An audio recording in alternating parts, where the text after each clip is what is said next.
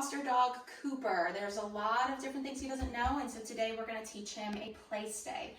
But in this video, you're just going to see how do I introduce the cot to the dog, how do I get the dog on the cot and get them to stay on just for a few seconds at a time.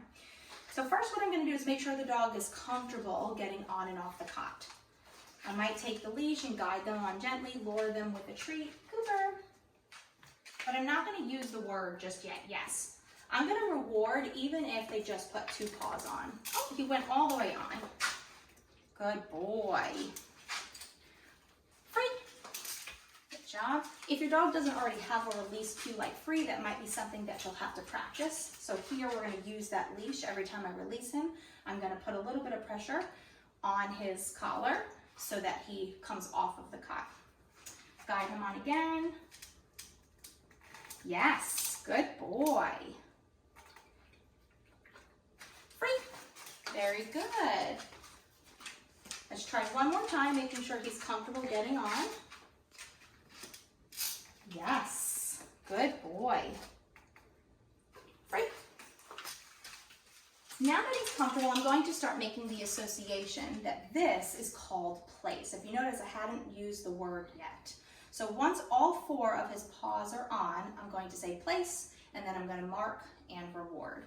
I'm doing that so that he has time to hear me actually say the word. I don't want to use it as a command just yet because he's still working through thinking what he's supposed to be doing, and I don't want him to miss it. So watch here. I'm waiting for all 4 paws. Place. Yes. Good boy. Free. Excellent. Good job. We'll do that maybe 5 to 10 times. Place. Yes. Nice job, buddy. That's very good. Free.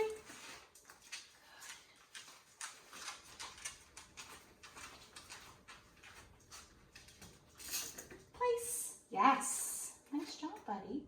Now, some dogs can be a little nervous getting on a cot like this because they can see through it. So I have found it to be helpful to lay a blanket over it, and then you can roll that blanket up over time so that a little bit more is exposed. Free. All right, once your dog is comfortable with that, then you can start using it as a command. I also like to use a hand signals, just something simple like pointing. Cooper, place. Yes. Good boy. We'll try that maybe 2 or 3 more times. Free. Good boy. Cooper, place. Yes. Good job. Free. Very good. I'll try it from this angle too. Cooper, place. Let's try that again. Place. Yes, very good boy. Good job. Good job. Free. All right, one more time, and then we're going to ask him to stay on a little bit longer. Took my flip-flop off. Cooper, place. Nope. Sweet buddy. Place. Yes. Good job. Very good. So I dropped the leash. Yes. Just going to walk a little bit. Get a little motion in there. Yes. Good. See how he does with me going around on each side of the cot? Yes. Yes. Yes. Then I might test out to see how he does with me going all the way around.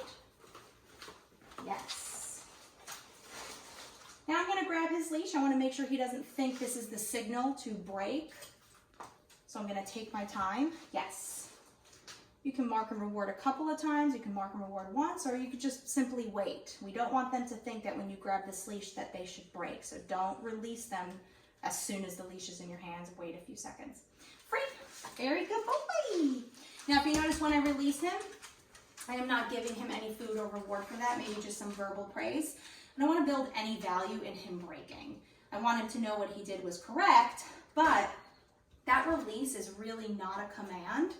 It is letting the dog know you are now out of command and don't have to focus on me anymore. So really don't want to build a whole lot of value in that. I just want to let him know that he's doing it right. So that's why I'm only using verbal praise.